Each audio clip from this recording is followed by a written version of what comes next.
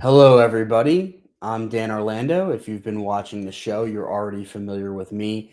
Quick update on the show. Rick is still obviously running everything with AAF.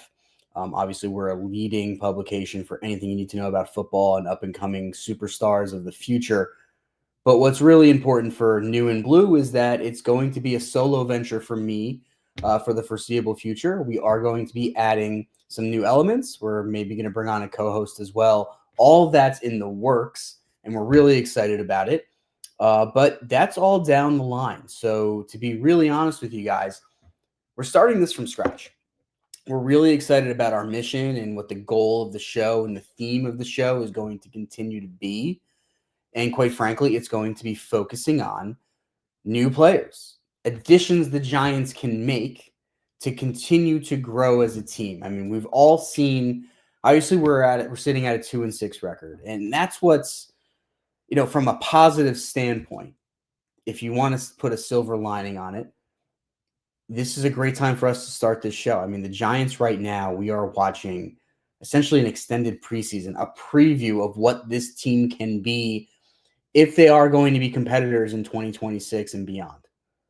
And if you're a New York Giants fan, I get that it's frustrating right now to sit through these games, to sit through the Denver game a couple of weeks ago, and to feel like we were this close to just beating up on two Super Bowl contenders 2 weeks in a row. It's frustrating. You come out against the Eagles and you lose. It's frustrating. You get screwed by the tush push again. It's frustrating. Understand it. Constantly losing players.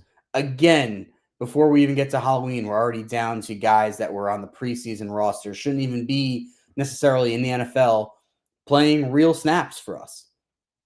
It's frustrating. But that's okay because this is going to be a brand new show. This is going to be focused on building the next Giants contender team and what can be done.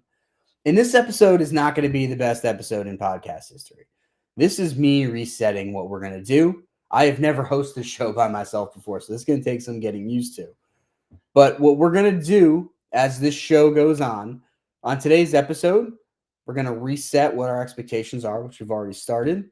And then I'm going to go through position by position what I think we should be doing over the next 12 months, not even 12 months, what we should be doing through the next spring to get the Giants where we need to get. And that actually kind of goes to what my mentality is going to be. The Giants don't have an insane amount of cap room next year. They do, however, have a copious amount of cap room over the next 3 seasons. So I'm of the opinion that you have your quarterback in Dart. And we're going to touch on that more in a little bit. We should be gearing up here to be dipping into those future years. Take a page out of the Philadelphia Eagles playbook, what other contenders are doing as well. They have their quarterback. They're going to have Malik Neighbors, in theory, back to full strength by, if not next year, the year after. They're going to add a little bit more talent. Scadaboo should come back healthy. You have Tracy. You have Dexter Lawrence and Brian Burns and Kayvon Thibodeau playing on, let's say, the second half of their primes, and you want to take advantage of it. Strike now. Build this team. Add players that are going to be part of this core for another 3 to 4 years over the next 8-9 months. And we're going to go over how we're going to do that. We're going to follow what they do every step of the way. So I promise this is going to be fun. Right now, it's just me sitting in my basement, walking this through for you.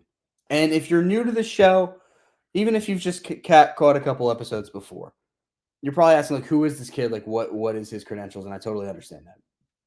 So I'm going to walk you through, before we get to the other stuff, a little bit about who I am, a reintroduction of who Dan Orlando is. I studied journalism in college. I wanted to be a sports writer from 2005. I'm currently 36 years old. I decided that I wanted to be a sports writer when Eli Manning brought the Giants back to beat the Broncos, which at the time was a massive upset in 2005. It was his first fourth quarter, last drive, game-winning drive. Actually, that's not true. I was there for the real one on January 2nd, 2005, when he beat the Cowboys in that meaningless Week 17 game when neither team was going to make the playoffs. But that was for Eli's first win. But the first real drive for him past his rookie year when it was really on his shoulders, was beating the Broncos in 2005. And the story of that game was so compelling. And I enjoyed writing, and I did enjoy storytelling outside of sports, that I decided I wanted to be a sports writer. So I wrote for my local paper. If any of you are from North Jersey, and this is a Giants podcast, so that's not a stretch. If you ever heard of the Morris County Daily Record, it was a prominent paper that was around up through, I'd say, the late 2000s, probably into the 2010s. I wrote for them in high school. I wrote for my high school paper as well. By college, I was doing work for SNY. I loved it. I loved being a sports writer, but I pursued other things professionally after college was over. I went to Syracuse and pursued some other things. I am now in a completely different industry. I'm in tech sales, and I have some other things going as well. And I still love this, and I still want to build this, and I think we can build a fantastic community. I can tell you guys that for me, the evolution of the Giants podcast community and the fantastic shows like what is now Giants Nation, but Talking Giants, which is really what pulled me in. I think both Bobby and Justin, now on separate shows, put together fantastic content. Big Blue Banter. Obviously several others that are really good. Those to me made being a Giants fan a lot more fun in a time when it was very, very hard to be a Giants fan over the past few years. And it made it fun to go to games and just find the L16 tailgate that Talking Giants used to run. And I think it's important that I wanted to be a part of that community, and I wanted to bring more people into the community, and I wanted to give some people some fun content to listen to on their way to work, on their way home from work, on their way anywhere, while they're working out, while they're waking up, whatever they want to do. So guys, this is going to be something that we build over the course of this season. This is not just going to be me rambling for every episode as we go around every week, but we're going to build it, and every week it's going to bring something new to the table. And by the time we get to the off season, which is going to be what New and Blue is all about, adding to this team, we are going to be primed and ready to go, and this is going to be a fantastic show. So again, don't expect perfection over the next couple of weeks, but if you want to be here and watch it grow from the beginning, if that's something that's intriguing to you, then come along and tell me what I'm doing right. Tell me what I'm doing wrong. Tell me what you want to see, and we will build this for you. And we're going to make a show that you guys are going to be really excited about. So with that, we are going to transition into breaking down the Giants roster and what I want to see from each position. Now, this is going to be a 30,000-foot view. And like I said, over the next few months, we're going to get granular. We're going to get into real plans, salary cap numbers, draft, who we want in the draft, why we should be targeting them, draft position value. But for right now, let's just keep it light and easy. Obviously, before we jump in that, let's talk about what happened yesterday. If you're a Giants fan, you're obviously aware. Look, that loss against the Eagles, I saw a team that is closing the talent gap on the top line. Obviously, the Giants missed having Malik Nabers. They missed having starters in a secondary that's already suspect. This is a team that needs depth, and this is a team that should be farther along than they are. But this is a team that is finally making tangible progress. It doesn't feel like the placebo effect, the adrenaline rush that came with 2022 when it was kind of a surprise and it didn't really seem to make a ton of sense, but no one really wanted to ask any questions, myself included. You have that franchise quarterback, it looks like right now. You have a guy that still has things he has to learn and fundamentals he has to get down, but can do a lot of those intangible things that we did not see. I have not watched a ton of Daniel Jones tape this year. I haven't. That is something I'll be doing more of as the year goes on. But what I can absolutely tell you is this. Daniel Jones has gone to a situation where he has a fantastic offensive line, a great running back, and great receivers. A full core of receivers. And he's finally looking good. And we always said that, right, as Giants fans? We always sat there and said, wow, if we could just get Daniel Jones XYZ, then we would finally see his potential. And now we're sitting there as Giants fans. We are sitting there watching the Jackson Dart-led Giants, now with no Cam Skattebo for most of the game. We are watching him yesterday in that game without hardly any help. The most help he has is Darius Slayton, who while he's a solid player for us, he has ups and downs, and he is not a main threat. And this is a guy who's balling out. And when I sit there and look at Jackson Dart, what I think is this. This is a guy that doesn't have the support that we promised, that we thought he would have, that we hoped he would have. But he's already showing all these things to be excited about. It's not, well, when we get him this, we'll see things to be excited about. It's, can you believe what a guy who's already doing this with Beau Collins, with Jalen Hyatt, who wasn't even out there yesterday, with little Jordan Humphrey, with his tight ends basically being his receivers?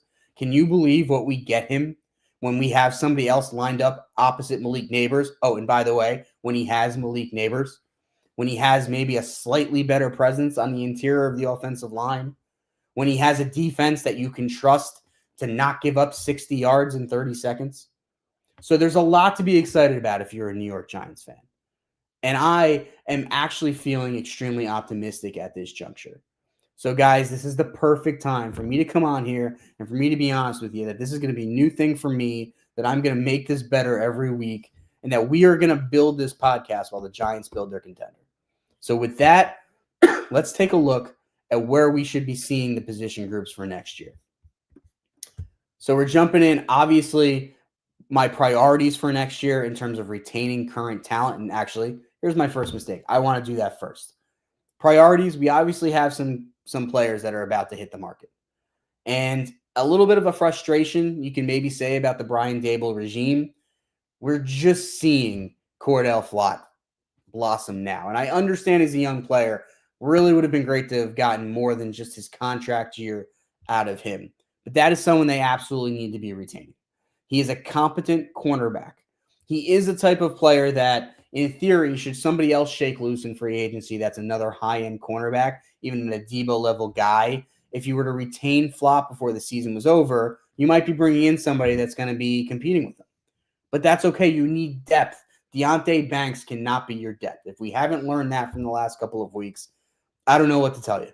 But you're going to get banged up in the secondary. You're going to need more than one competent player. And honestly, Cordell Flott should potentially be the starter on this team for the next 3 or 4 years. So we need to be retaining him. Also, this is going to be a no-brainer, Jermaine Eluemunor. And this ties into why we should be really excited about Jackson Dart in case we needed another reason. Jermaine Eluemunor is not a young player, but he's still in the prime of his career. This is a guy who wants to be paid, but honestly, I think we can make it happen, especially if we're looking at next offseason as really, we're looking at it with the bank account of the next 3 years, and we're willing to dip where we need to, and we're okay with making next offseason the only big spending spree for the next 4 to 5 years, because we're going to add players that are going to be here for 4 to 5 years, and we're okay with that, and every other year can be depth. You got to retain Eluemunor. Let Beau. This is what good teams with depth have. Good teams with depth are okay with Beau not just being like, oh my God, we have him, plug him in. Either he's going to start on the interior or he's the swing tackle if everybody's healthy. By the way, our left tackle is still Andrew Thomas, who's phenomenal, but you can set your watch by him missing a couple games a year. You need 3 good tackles. Keep Eluemunor, who, by the way, has versatility. If Beau beats him out in training camp, then fine, you have a better guard. Keep Eluemunor. And why Dart plays into that? He loves playing with Dart. He just said it yesterday. He said it before. You have a franchise quarterback now. So even though this team has not been great for the past 10 plus years, even though the record is not going to reflect it this year, excuse me, guys, I'm just getting over a cold, but the record is not going to reflect it this year. They're not going to have a fantastic record unless something drastically changes, and losing all these players on offense is not going to help with that. Forget about losing all those players on defense. People are going to want to come here. Coaches too, and trust me, we're going to get into that if that's the way that it goes. But keep him. On that note, Wan'Dale.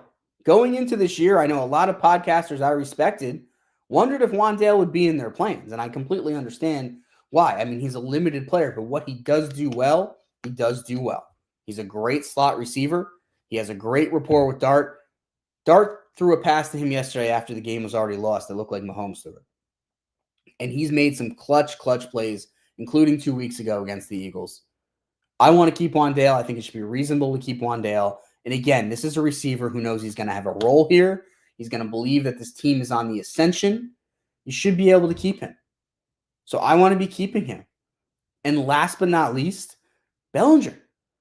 Now, Bellinger may want to leave. Out of these four, Bellinger's probably the one who maybe the most would go, look, do I have a shot at being a number one somewhere else? And honestly, I don't know that he does. I think it might end up being similar to the Slayton conversation where to Giants fans, you see Slayton's good and you go, hey, he's being held back here. You know, he could go to the Chargers, he could go to the Chiefs and have a bigger role. Sure. But ultimately, at the end of the day, I think Bellinger is what he is. I don't think he doesn't have blazing speed. He's not going to be a superstar type guy, but he's very, very good at being a tight end too. And the Giants would be crazy to not take a shot at keeping him back. Keep this core. He's been playing fantastic in the role that he has. The only slight on him is that he's not, you know, a superstar tight end one. Like when Slayton's playing well and you go, well, the slight on him is that he should be your third wide receiver, maybe your second wide receiver. That's not a reason not to keep him. Good teams have depth. Good teams have receivers that are arguably top two to can be one in a pinch and have that at other positions as well. That's why when the Eagles lose players, when A.J. Brown doesn't play, you still got to deal with Devonta Smith. You still got to deal with Dallas Goedert. You still got to deal with Saquon Barkley. They have other things. You can't be looking at players and going, we have a slight upgrade there. And by the way, when we get to the tight end section, it's not proven that we actually do yet. So let's jump right in. Quarterback, what next year is going to look like. Obviously, Dart, I believe, I don't see any change to the Jameis Winston plan. I don't know why you would change it. You know, is Jameis Winston the guy who's going to bring you to the Super Bowl if something happened to Dart? No, but you're not going to bank on a quarterback doing that as a backup. Honestly, you know, in terms of if Tommy DeVito is not on New England next year, I could definitely see him being our third. Russell Wilson's not going to be in the picture. And I sometimes feel that it would be in both sides' best interest for Russell Wilson to move on. I feel like the heat has died down from that a little bit because, you know, Dart's been able to stay in the game. And also with the Giants losing against Denver and the Giants losing against the Eagles now, when it's not really about the playoffs so much, I don't know how important it is that if Dart were to get, you know, knocked out of a game, that it's Jameis Winston coming in to save the day. At this point in time, do I think Jameis is maybe a better all-around quarterback than Russell? From a physical standpoint, yes. Do I think that if you could put Russell's decision-making in Jameis Winston's body, would that be a starting quarterback in this league right now? Absolutely. But that's not something you can do. So next year, let's take a look at this. We're going to have Dart, Winston, and I'm going to say, and honestly, I didn't even look. I forgot to look if DeVito's on a 2-year contract. I don't think he is. I think DeVito would probably welcome if he's only going to have the same role that he has in New England to come back here. But I think that's what the quarterback room is going to look like next year. And I'm excited about Winston being able to be the true number 2 because I think he deserves it. Now let's get to running back. Obviously, that got a little murkier yesterday in the second quarter. You know, with good luck, I think Cam Skattebo comes back healthy. He's not a guy where his entire game revolves around cutting and things like that, which, trust me, I'm not a doctor, and you know, like I don't know the true extent of his injury. But this is a guy that, given the time to heal, should come back. And even if it's not week 1, you should be getting the Cam Skattebo experience next year. And this is a guy that basically missed all of training camp this year. You know, not all, but most of it. Missed a lot of the spring and still came in, you know, no problem. I think he's one of those rare players where we've talked a lot about how guys like Dexter Lawrence weren't ready to play the start of the season because they had a country club training camp. I don't think that really applies to Cam because he's a special human being, so we don't have to worry about that. So I think that 1-2 punch, again, Giants cannot have nice things. They were talking on the broadcast yesterday about how it's so nice that Tracy's now healthy and the Giants really get that 1-2 punch now. I do think that's going to be a part of next year's plan, and I'm really excited about it. And, you know, Singletary is probably going to be a guy that's a cap cut. I do think, while even though he had that really nice catch yesterday on really not a great dart throw, you know, I do think you can replace that, and maybe even you spend another 5th-round pick if you feel the running back strong enough. You know, and you can't have enough depth there, especially if their identity is going to be a run-and gun team at times. So I do think that 3rd running back spot's going to be up for grabs, and all logic indicates that we'll see some Turbo Miller on the main roster at some point. in the next couple weeks. I wouldn't put it past Brian Dable to maybe get a little creative here and go with 2 running backs for a little bit, because he does that. I know Cam Scatterbo is going to open up a roster spot, but they also do need to get Jordan Humphrey on this roster. He's now out of elevations.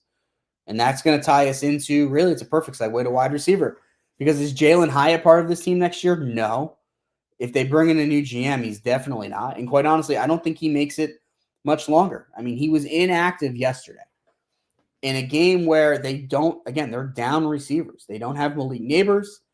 Their biggest problem, or one of their bigger problems in the past couple of weeks, is that they don't truly have a wide receiver core at this point. I mean, they're dealing with Bo Collins as a guy having to take real snaps, and he's not really ready for that.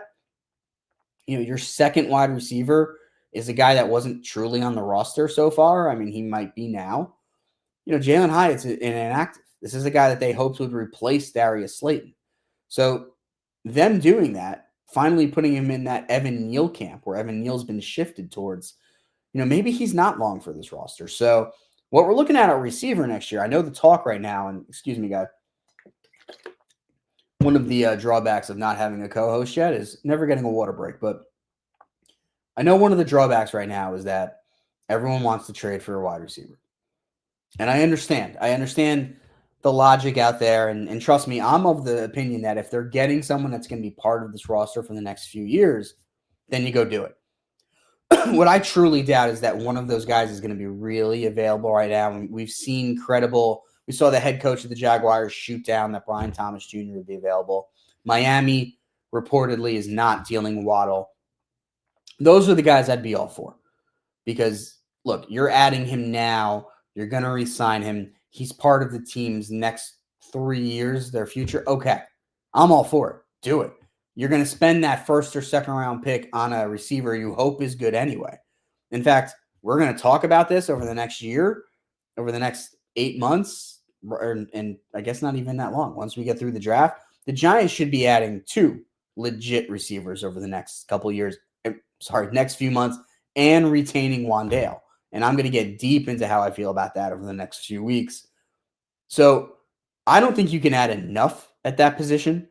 I believe in adding a weapon for Dart right now. I do think he needs one. I don't want him just completely having to rely on Darius Slayton and little Jordan Humphrey. So here's what I see for the receiver position next year. Neighbors back. You can't count on him being 100% himself. Now, in today's world, with today's ACL surgeries, it does happen more than it used to, but it's not something you can count on. It might be something where you don't really see him as the Malik Neighbors we know and love until 2027, which again, as we're building this team, that's not the end of the world. We're going to be looking at this team. This is a great example for me to kind of bring it back up. We're going to be looking at this as the next 3 or 4 years is all happening right now. But again, if he does come back, and maybe he is himself, but we're going to have Malik Neighbors. Slayton's under contract. I want Wan'Dale back. And then I want 2 more legit receivers. I do not want our 4th and 5th receiver to be guys that aren't actually receivers. They're on the roster for other reasons. I don't want it. If you want to keep a guy, if you want to keep 7 of them, and that means that one of them is a returner and one of them is a gunner, fantastic. But you need depth at receiver. You do. So that's what we need to see as Giants fans. I do not want to be in another position where receivers 4 and 5 are not really guys you can trust to have out there. Jalin Hyatt is not a guy that you can throw the ball to. You can't do it. Bo Collins finally looked decent at the end of yesterday, but up until then, he hadn't proven anything. And there was no reason for him to be the receiver, the active receiver at this point in time. So we're going to move away from that next year. Tight end. Here it gets a little bit interesting. I don't really know what to say at this point about excuse me, guys. I don't really know what to say about Theo Johnson at this point. I think he has all the talent. It looks like he has all the talent in the world. He has all the potential. He looks like, if I asked ChatGPT to develop a star, freakish athlete tight end, what would it look like? It's going to look like him. And again, he's a young player. He's halfway through his 2nd season. As we've seen with recent younger Giants, they're not even hitting their stride yet, in terms of their development. He's a guy who's done some good things. He does a lot of frustrating things too. He giveth and he taketh away. I need to see a lot more giving because I don't want to see the Giants hamstrung next year where they feel that they have this starting caliber tight end, and they've done this regime especially has done it in the past, and they avoid upgrades because they can't block the box on Theo Johnson because they don't feel that he's not the number one. And I hope that he is, and I think he's going to continue to develop, but the maddening drops need to stop. He needs to be consistently reliable for Jackson Dart because having a legit 2 tight end attack, I think, is a very good thing to have, especially with the identity the Giants want. I think they should be retaining Bellinger if he wants to stay, and I love that. I love that as the 1 and 2, and I think Fidone has a ton of potential as well. I hope he does because they drafted him and Corey Black instead of taking the kicker they desperately needed. We'll get into that. But I do think tight end is an area where, hey, at the right price, I would really be interested in a veteran upgrade, even if they kept Bellinger. I want Theo Johnson to seize this role, and if he has to have legit competition for us to know, then fine. If in the second round of the draft there's a legit weapon, next year's Oronde Gadsden, Syracuse alum. So I'm love what I'm seeing out of him in San Diego, Los Angeles. Love what I'm seeing. If there's another guy like that, then go get him. Let Theo Johnson be your second best tight end if there's someone better. But tight end is an area we're absolutely going to be looking at. Now, offensive lineman. Obviously, I'm hoping we keep Illuminor. Him and Thomas have created an offensive tackle duo that is a strength. The New York Giants have a strength at offensive tackle. That I think I was in high school the last time I said that. They have a strength at offensive tackle. And it actually wasn't high school. It was probably like 2011, but you get my point. Strength. You got to keep him. The guy's from Denville, or at least he grew up in Denville. I think he's from the UK. He loves being here. He loves playing with Jackson Dart. They should be extending him before the season ends. You got to keep him. I think John Michael Schmitz has been playing better, and we're going to look at that a lot more closely over the next couple weeks. He's been playing better. You're finally starting to get something out of him. Is he going to be what you hoped you were getting with the second overall pick? I don't know, but he's playing better. John Runyon's probably going to play out the third year of his contract. I'd like to see an upgrade brought in here on the interior of the line. The Will Fries deal that they tried to get done last year that didn't, and it ended up in Javon Holland. You know, the guy that they could have just kept McKinney and not needed Javon Holland, or it could have been Holland and McKinney. You know, that one.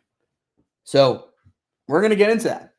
And I want to know what they can be doing to adding a little more star power to the inside of that line. Because that's going to be huge for the Giants moving forward. Again, the offensive line has not played badly this year, but it could be better, and the depth. Right now, I feel great about Bo, and honestly, Stinney in a pinch is an upgrade, but I want even more there. I want to now we've gotten to average, fantastic. I want good, and we're going to talk about how we get that done. So now let's flip it. Defensive line. If you guys watched yesterday, you know that we need defensive line depth. We also need linebackers, and we're going to talk about it, but it starts up front. Dexter Lawrence is not having an amazing year. He's also probably not being used in the best way possible. Trust me, I'm not going to go on a Shane Bowen rant here because you've all heard it by now, and also it all rolls up to Dable, and that's a whole nother conversation. Trust me, we're going to have it. Today we're keeping it light and easy, and I appreciate you guys. I see that we keep growing in the number of people watching right now. I can't tell you how much I appreciate it. It means the world. I really felt like, hey, I'm going to be talking to myself this first one. So again, guys, I can't thank you guys enough. So again, moving forward here, we're looking at the defensive line.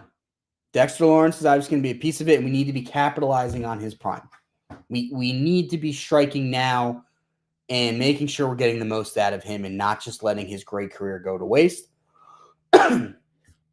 Darius Alexander is coming into his own, and you love to see that. Again, when you draft a guy in the middle rounds, he's not going to be Leonard Williams off the bat, but I know that's the player comp for him. I know people are hoping that. And you know what? We're starting to see some stuff. We're starting to see some flashes, so I think he's going to be part of it. But again, we want depth. We need an arsenal. We want to keep adding strong players here, and we're going to keep doing that. So Again, Roy Robertson Harris is under contract next year as well. Love that. I think he's been playing pretty decent. Want more. We want that rotation. I want Roy Robertson Harris and Darius Alexander to be the guys that have to compete for playing time because that's how much depth we have. So who are we adding this spring?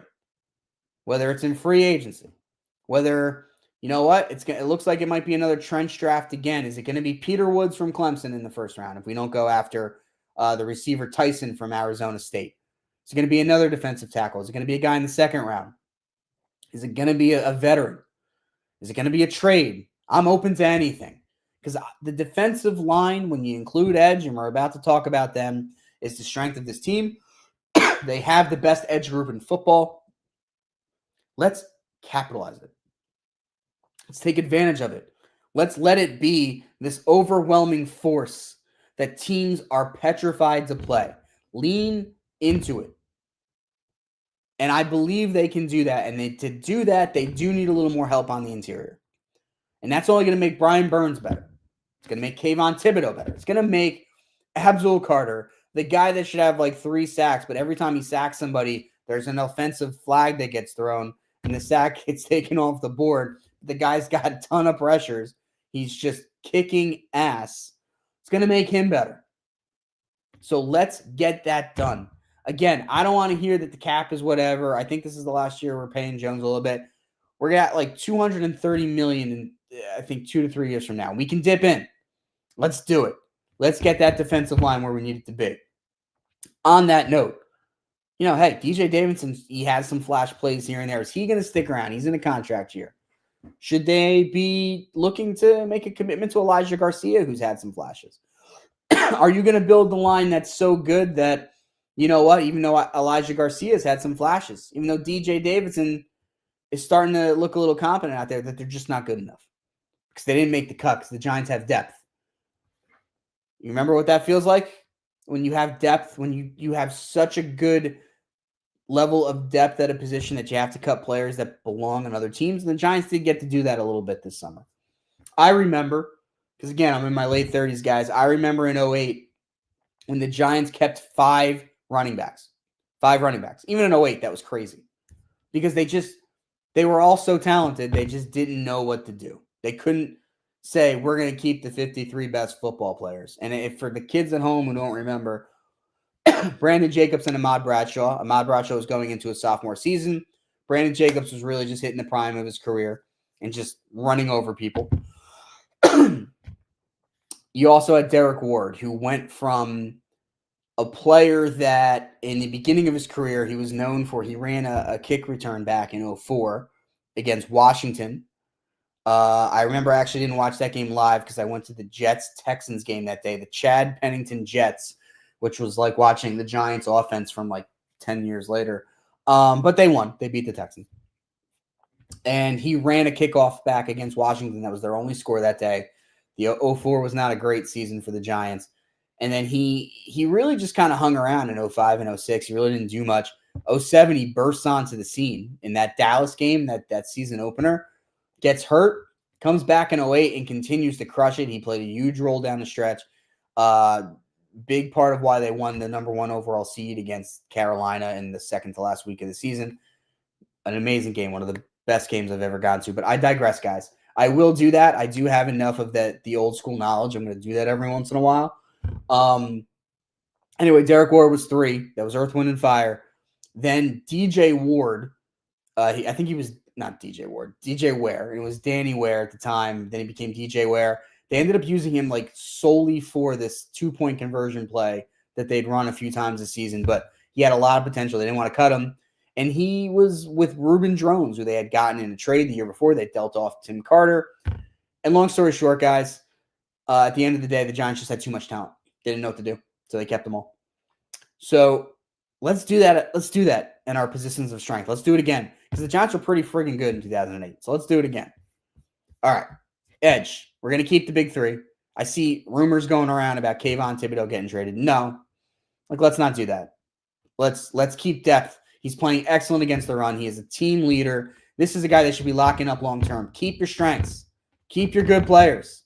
You can't have enough good players. The Giants tried this cool thing where They spent like 2013 through most of pretty much through now, outside of like 2 fluke years, where they tried this cool strategy where they were only going to have a couple of decent players and maybe one really good player, and just don't worry, the 7th round pick we drafted to be cornerback is actually a steal, and he's going to be a shutdown corner, so don't worry about it. They did that a lot because they had spent their money on offensive tackles that were traffic cones and other players that just did nothing. The Kenny Galladays, the Kyle Rudolphs. A lot of money spent on absolutely nothing. Let's not do that. Let's decide to move forward and be better. So, okay, we're going to keep the 3. I don't know who the 4th's going to be. I don't even know if Golston's under contract. He obviously hasn't done much. He hasn't had an opportunity to do much.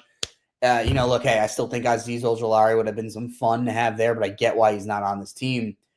Who knows? Maybe it's a draft pick. You can never have enough edge rushers. I remember drafting JPP, and everyone's like, what the hell? I was there at the 06 draft party when they traded back to 32nd, and they took Kiwanuka. And this was back when the NFL, okay, the Giants were a 4-3 defense. It was really just 2 ends at a time. They already had Tuck, so now they had 3. They didn't know what to do with themselves, and then they draft Kiwanuka in 06. And Giants fans were like, what was that? I don't even understand.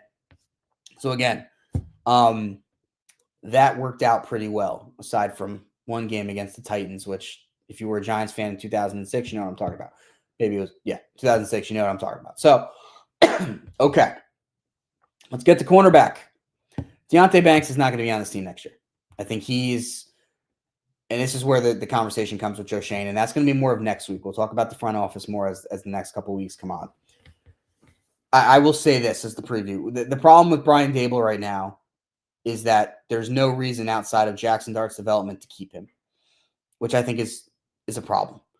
And I have similar feelings on Joe Schoen. I think he's had a couple of big hits and a lot of misses. A lot of misses. A lot of easy misses. The layups. The Brian Burns hit. Jackson Dart, I don't know how much it was him, but he signed off on it. Hit. Malik Neighbors, like, okay. Like, yeah, that's something you should be able to get. Like, cool. Obviously, Cam Scadaboo's a hit. Micah McFadden's a decent player. You got him in the middle rounds. Daniel Bellinger. But so many misses. And so many just boneheaded decisions. But again, that's more for next week. Cornerback. Cordell Flott, you got to retain him. Got to.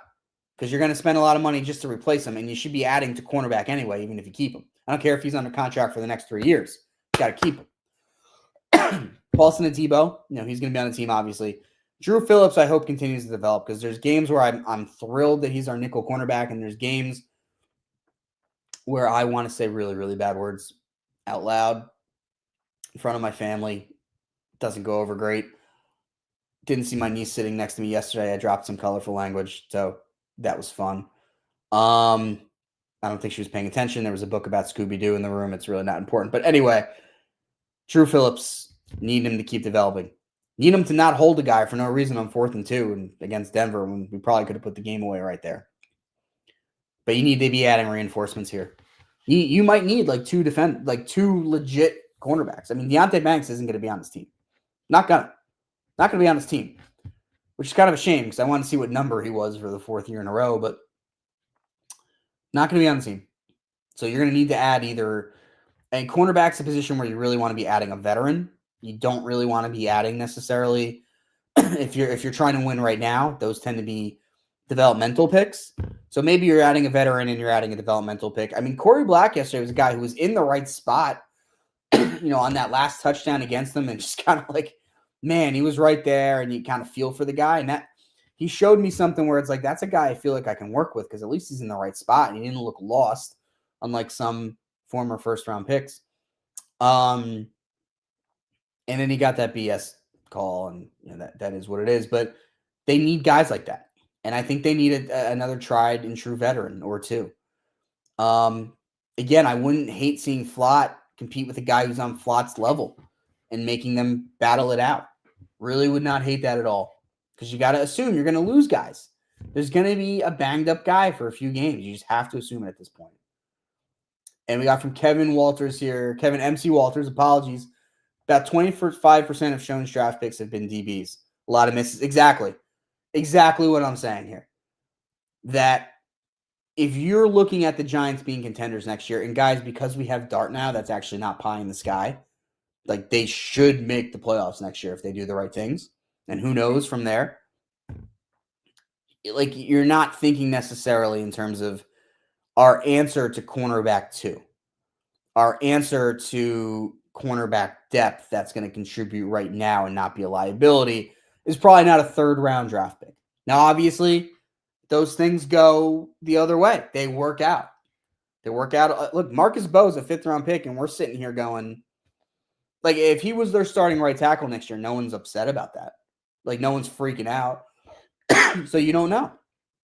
But that's the type of thing where I would love to go get a veteran. And Kevin, you can let me know if you agree. I would love to get a veteran that's competent or better. And then, hey, if the best player available in round 4 next year is a cornerback, and that's a guy that we feel like by the end of the season is going to be someone that if he has to come in and play a couple games or play 30 or 40% of the snaps, we're not clutching our pearls. We're not just assuming that if they throw in his direction, it's a pass like certain former first-round picks. I'm all for it. Keep developing. And guys, you can let me know how you feel about that. And also, guys, like, thank you so much for watching. Comment. Let me know how you feel about the things I've been saying. Tell me I'm wrong. That's fine. All right. So we're on the safeties now. I mean, safety, I think, in the past couple of weeks has become much more of a concern than it had been for me. I mean, I went into this year feeling Tyler Nubin was going to be a solid player, an upgrade over Pinnock. We haven't seen it. We've seen regression, quite honestly. Again, a Shane's 2nd-round pick. That should be a legit player on this team. That's what a 2nd-round pick by year 2. That's what they should be. He's not. I mean, look, he's not Evan Neal, who's unplayable. That was a 7th overall pick, but he's not. He's not Josh Azudu, a 3rd-rounder who's not part of the team right now. He's on injured reserve and has yet to do anything. Again, another Shane miss, and I'm going down this road, and this will be next week. But again, you let Xavier McKinney go because apparently you had enough good players because, winning a few games a year meant that you just couldn't handle all of the talent in the locker room. And now you got him, and you have Holland, who's now out. And you look at, hey, behind Holland, we don't have much. We have Dane Belton, who can play solidly, but he's really a depth piece. He's not a guy you want starting. You want him to be in the role he has to be in to exceed, succeed. Let him be the special teams guy. Let him be that box guy. Let him be that Devin Grant type player. Excuse me, guys. Let him be that guy. Let him be the 3rd safety. So, again, safety wouldn't shock me if there was a big ticket item there at some point. Probably won't be. I could see that being the one position because you can't fix everything. And I noticed here we skipped linebacker, and that's one I really wanted to focus on. So we're going to jump right back to it. And here's why you might not be able to also get the safety next year. The Giants basically have to rebuild the linebacker room. Muasau is a special teams player at best. Has some flashes, does some things, but again, he's not competent to put in there and be a run defending linebacker. Micah McFadden's pretty much missing most, if not all, of this season. He's a guy that also is a number 2, and you probably wouldn't hate it if he was really your number 3 or just an early down guy that was just there to stuff the run, stuff the screen pass, whatever. And Bobby Okereke had that amazing 2023. Again, it was a wasted year. Another great performance by a player in a year where the Giants as a whole do nothing.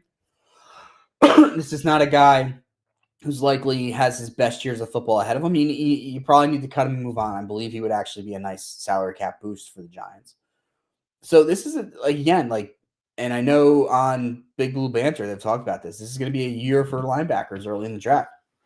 Might be where the Giants have to go with pick 1 or 2.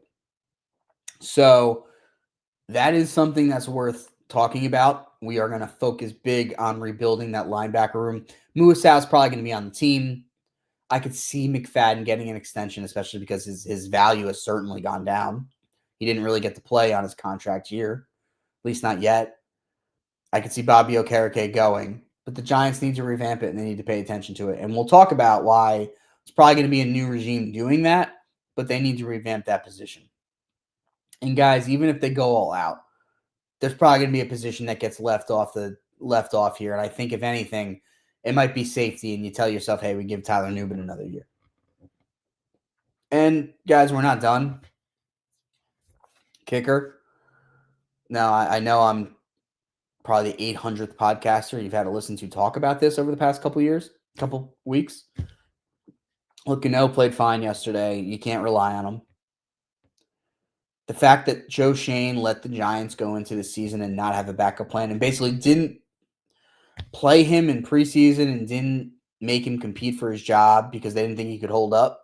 Like, I don't even know how to explain that. I really don't. And this is the type of stuff we're going to have some fun with, guys, because we're going to just – this show, that's all this is going to be about, building the team. And that's a part of what makes so many other great Giants shows, like, good. They talk about this stuff, but that's it. This is all we're talking about. And I'm so excited for it because this is the best time ever for me to have this show. Like, this is going to be the most exciting time in the past couple decades to watch a Giants team build. But oh my God, hopefully we have a regime that will like have a competent kicker in camp or have a couple of competent kickers in camp and let them compete. They treated Graham Gano like he was Andrew Thomas, like he was Joe Burrow on the Bengals. Hey man, he's been hurt the past couple of years, but he's a huge part of our franchise and he's irreplaceable. So we have to just kind of deal with it.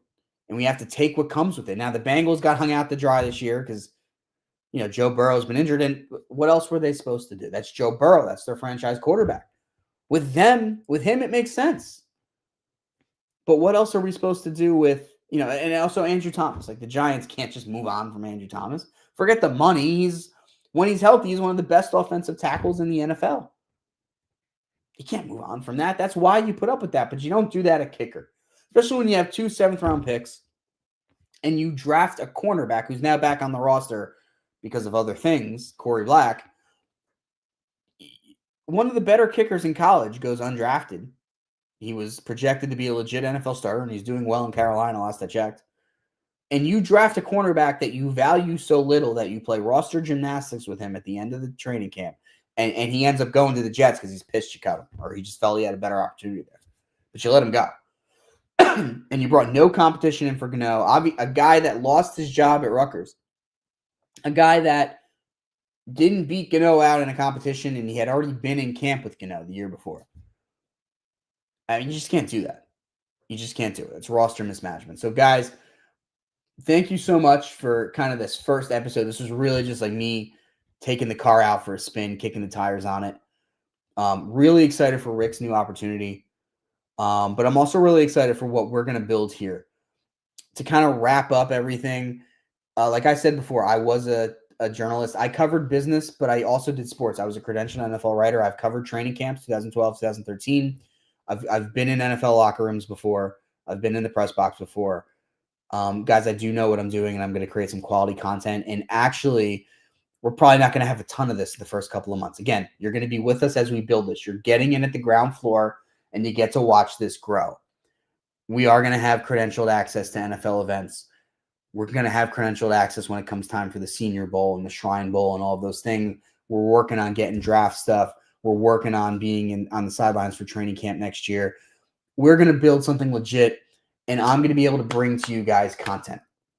Not just the same thing that you get from 15 aggregators if you follow them on Twitter or Instagram. By the way, we'll be creating new social media accounts. This is all coming. This is all happening in real time. We are going to build something that you feel like you learned something about the Giants and you enjoyed it. Every time you read a blog post, which the blog is coming, every time you watch one of these episodes.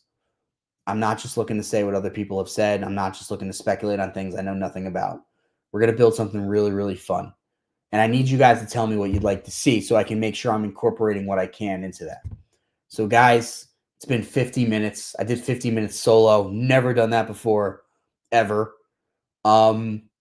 It was nerve-wracking for me. I'm really excited to be doing this. I'm glad I got the first one down. Couple quick things about me. I'll be spending the rest of the night with the picture behind me. That's my Choco Labrador. My girlfriend, Stephanie, she's watching The Sopranos for the first time. So that's my responsibility. I'm getting her to finally watch it. So that's what I'm going to go do. Again, I want to get to know you guys. I want to feel like we know each other. So, guys, thank you so much for joining me on this first episode of the new era of New and Blue. I hope you guys have a great night. And I can't wait next Monday night to break down what we see against the Niners. And hopefully we have some fun roster building stuff to talk about too. So thank you so much, everybody. Have a great night. Go Giants.